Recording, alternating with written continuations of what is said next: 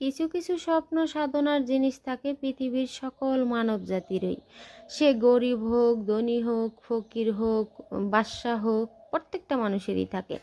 তো সেই স্বপ্ন সাধনাগুলো যেন আল্লাহ তাআলা প্রত্যেকটা মানুষেরই পূরণ করে দেন। আমিন আমিন, সবাই লিখবেন আমিন। তো গতকালকে রাত্রে আমার স্বপ্নটা পূরণ হয়েছে আলহামদুলিল্লাহ। এই ফার্নিচারটা আমার রুমে আনার জন্য অনেক চেষ্টা করেছি, তো খুব কষ্টে গতকালকে এনেছি।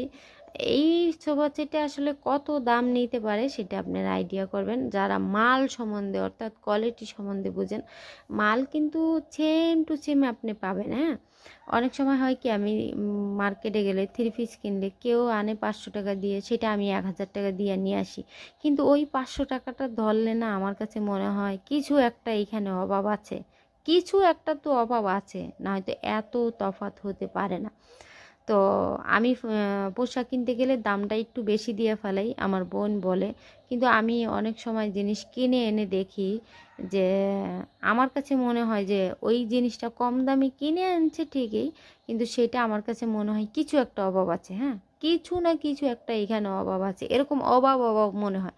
তো সেই জিনিস এনে যখন মনে তৃপ্তি না পাই, শান্তি না পাই, সেই জিনিসটা আর আমি আনি না। আমার এইটা হচ্ছে একটা বদ অভ্যেস। হ্যাঁ, তো এই ফার্নিচারটা কত টাকা দিয়ে এনেছি সেই দামটা আসলে এখন নাই বললাম। তো আমার এই চ্যানেলটা সবাই সাবস্ক্রাইব করে রাখবেন, দাম সম্বন্ধে এ টু জেড আমি সব জানাই দিব একদম।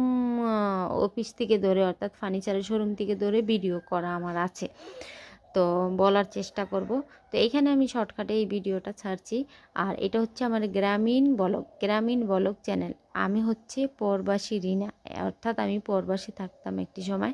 গত 9 মাস হয়েছে বাংলাদেশে এসেছি। 9 মাসে 9,000 বার হাসপাতালে গিয়েছি, যদিও আমার সেরকম কোনো বড় ধরনের রোগ আলহামদুলিল্লাহ বাংলাদেশের চিকিৎসায় এখনও আসে নাই।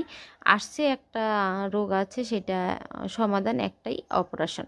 তো আমি অপারেশনে এখন যাচ্ছি না, কারণ অপারেশনটাকে আমি ভয় পাই। সেটা আমার সৌদি আরব থাকতে আমাকে একদম বেডে শোয়ায় ফেলছে, সেখান থেকে আমি লাফায়া লুফায় উঠে ফুটে ফুটে আয়া ভরছি। আমি বলছি না, আমার মা নাই এখানে, আমি অপারেশন করব না, যদি বাই চান্স আমি মারা যাই।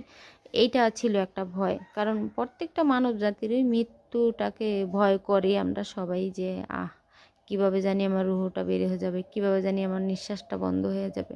এটা কিন্তু আমরা প্রত্যেকটা মানুষই ভয় করে থাকি। তো এখানে কিছু কথা বলার জন্য হচ্ছে ভিডিওটা বানাচ্ছি, কথাগুলো মনোযোগ দিয়ে শুনে যাবেন। আমার একটি ছেলে আছে, আমার ছেলের নাম শরীফ দেওয়ান। আমার ছেলেটা শহরে থাকে, ঢাকায় থাকে। তো আমার ছেলেটার জন্য সবাই দোয়া করবেন। এই রুমে যা কিছুই আছে না কেন, আমার ছেলেটা যেন পায়।